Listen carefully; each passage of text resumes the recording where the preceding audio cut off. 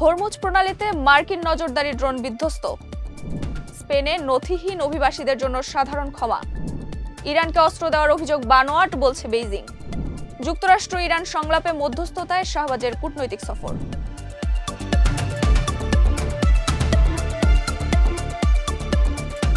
সবাইকে আমন্ত্রণ নাগরিক প্রতিদিনের নিয়মিত আয়োজন নাগরিক বিশ্বের সাথে আছি আমি নুসরাত জাহান জেরিন। শুনছিলেন সংবাদ শিরোনাম, এবারে বিস্তারিত।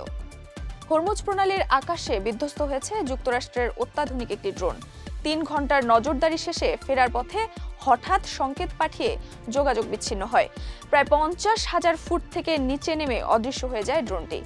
যান্ত্রিক ত্রুটি নাকি হামলা, কারণ এখনো নিশ্চিত নয়, বলছে মার্কিন নৌবাহিনী। হরমুজ প্রণালীকে ঘিরে আবারও আন্তর্জাতিক নিরাপত্তা অঙ্গনে তৈরি হয়েছে চাঞ্চল্য। বিশ্বের অন্যতম গুরুত্বপূর্ণ জলপথে বিধ্বস্ত হয়েছে যুক্তরাষ্ট্রের অত্যাধুনিক নজরদারি ড্রোন। গত 9 এপ্রিল পারস্য উপসাগর ও হরমুজ প্রণালীর আকাশে নিয়মিত মিশনে ছিল MQ-4C ট্রাইটন ড্রোন। মার্কিন নৌবাহিনী জানান এটি একটি গুরুতর ক্লাস এ মিসেপ, অর্থাৎ অত্যন্ত বড় ধরনের দুর্ঘটনা।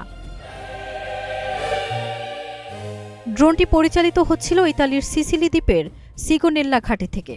এটি তৈরি করেছে যুক্তরাষ্ট্রের প্রতিরক্ষা প্রযুক্তি প্রতিষ্ঠান নর্থরোপ গ্রুম্যান। ড্রোনটির মূল্য প্রায় $23,81,00,000, যা এটিকে অন্যতম ব্যয়বহুল সামরিক নজরদারি যন্ত্রে পরিণত করেছে।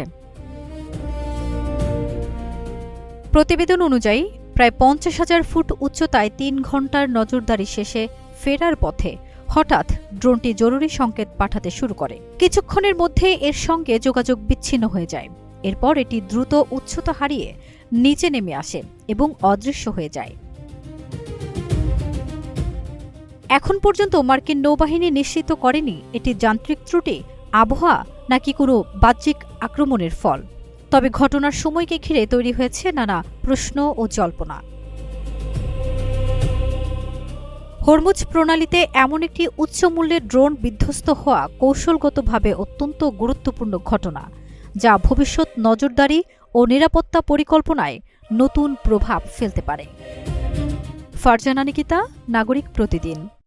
ইউরোপ জুড়ে আলোচনায় স্পেনের নতুন অভিবাসন নীতি। প্রধানমন্ত্রী পেদ্রো সানচেজ সরকারের উদ্যোগে প্রায় 5 লাখ নথিহীন অভিবাসী পাচ্ছেন বৈধতার সুযোগ। 16 এপ্রিল শুরু হচ্ছে আবেদন। নির্দিষ্ট শর্তে মিলবে বসবাস ও কাজের অনুমতি। সিদ্ধান্তে খুশি প্রবাসীরা, তবে সমালোচনাও রয়েছে রাজনৈতিক অঙ্গনে। স্পেনে অভিবাসন নীতিতে এসেছে বড় পরিবর্তন, যা ইতিমধ্যে আলোচনার কেন্দ্রবিন্দুতে পরিণত হয়েছে ইউরোপ জুড়ে। প্রধানমন্ত্রী পেদ্রো সানচেজ নেতৃত্বাধীন স্পেন সরকার নথিহীন অভিবাসীদের জন্য একটি সাধারণ ক্ষমা কর্মসূচি অনুমোদন করেছে। এই উদ্যোগের মাধ্যমে প্রায় 5 লাখ নথিহীন অভিবাসী আইনি স্বীকৃতি পাওয়ার জন্য আবেদন করার সুযোগ পাচ্ছেন। সরকার জানিয়েছে আগামী 16 এপ্রিল থেকে আবেদন প্রক্রিয়া শুরু হবে। শুরুতে অনলাইন আবেদন নেওয়া হবে, পরে 20 এপ্রিল থেকে সরাসরি আবেদন করা যাবে, যা চলবে 30 জুন পর্যন্ত।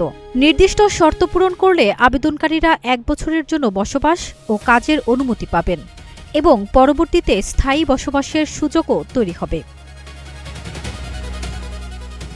এই কর্মসূচির আওতায় আবেদনকারীদের স্পেনের নির্দিষ্ট সময় ধরে বসবাসের প্রমাণ, অপরাধমুক্ত রেকর্ড এবং অন্যান্য যোগ্যতা পূরণ করতে হবে। সরকারের পক্ষ থেকে বলা হয়েছে দেশের শ্রমবাজারের ঘাটতি পূরণ এবং বয়স্ক জনসংখ্যার চাপ মোকাবেলায় এই উদ্যোগ গুরুত্বপূর্ণ ভূমিকা রাখবে।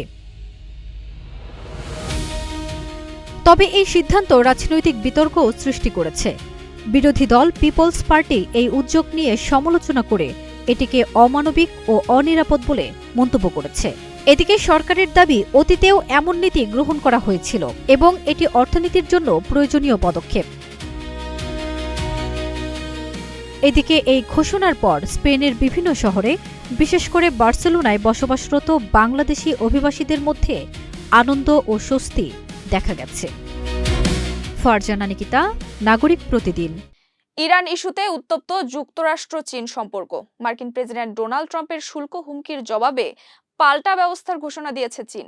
মুখপাত্র গুয়ো জিয়াকুন বলেছেন, ইরানকে অস্ত্র দেওয়ার অভিযোগ সম্পূর্ণ বানোয়াট, প্রয়োজনে কঠোর জবাব দেওয়া হবে বলেও হুঁশিয়ারি। ইরানকে সামরিক সহায়তা দেওয়ার অভিযোগে মার্কিন প্রেসিডেন্ট ডোনাল্ড ট্রাম্প চীনা পণ্যের উপর নতুন করে শুল্ক আরোপের যে হুমকি দিয়েছেন তার জবাবে গতকাল মঙ্গলবার চীন পাল্টা ব্যবস্থা নেওয়ার ঘোষণা দিয়েছে। চীনা পররাষ্ট্র মন্ত্রণালয়ের মুখপাত্র গুয়ো জিয়াকুন এবং সংবাদ সম্মেলনে বলেন, যুক্তরাষ্ট্র যদি একে অজুহাত হিসেবে ব্যবহার করে চীনের উপর অতিরিক্ত শুল্ক চাপাতে চায় তবে চীন অবশ্যই এর দাঁত ভাঙা জবাব দেবে। মুখপাত্র আরও বলেন, চীন ইরানকে অস্ত্র সরবরাহ করেছে বলে যে খবর রটেছে তা পুরোপুরি বানোয়াট। যুক্তরাষ্ট্র ইন সংলাপ এগিয়ে নিতে 4 দেশের সফরে যাচ্ছেন শাহবাজ শরীফ। সৌদি আরব, কাতার ও তুরস্কে মধ্যস্থতাকারীদের সঙ্গে বৈঠক করবেন তিনি। প্রেসিডেন্ট আসিফ আলী জারদারি জানিয়েছেন, যুদ্ধবিরতির মধ্যেই শান্তি প্রক্রিয়া জোরদারই এই সফরের লক্ষ্য।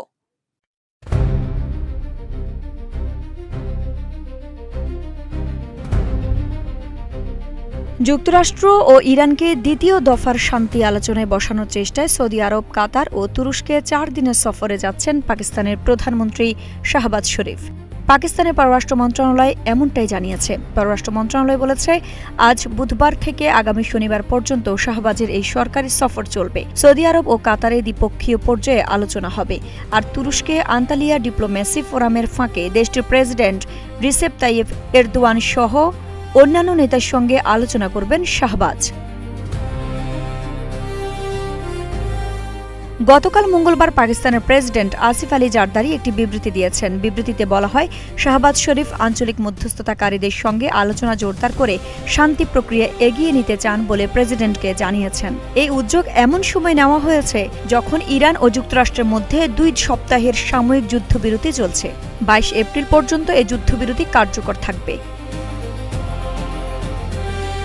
যুক্তরাষ্ট্র, ইরান ও অন্যান্য শান্তিধর পক্ষগুলোর সঙ্গে যোগাযোগ বজায় রেখে শান্তি প্রক্রিয়া টিকিয়ে রাখার জন্য শাহবাজ শরীফের প্রতি আহ্বান জানিয়েছেন জারদারি। মার্কিন ভাইস প্রেসিডেন্ট জেডি ভ্যান্স এবং ইরানের পার্লামেন্ট স্পিকার মোহাম্মদ বাঘের গালিবাপের মধ্যে 21 ঘণ্টার সরাসরি আলোচনা কোনো ফল ছাড়াই শেষ হওয়া সত্ত্বেও নতুন দফার শান্তি আলোচনা নিয়ে আশাবাদ থাকছে। আইরিন হাসান, নাগরিক প্রতিদিন। এই ছিল নাগরিক বিশ্বের আজকের আয়োজন। পরবর্তী আপডেট পেতে নাগরিক প্রতিদিনের ফেসবুক পেজ ও ইউটিউব চ্যানেল ফলো করুন।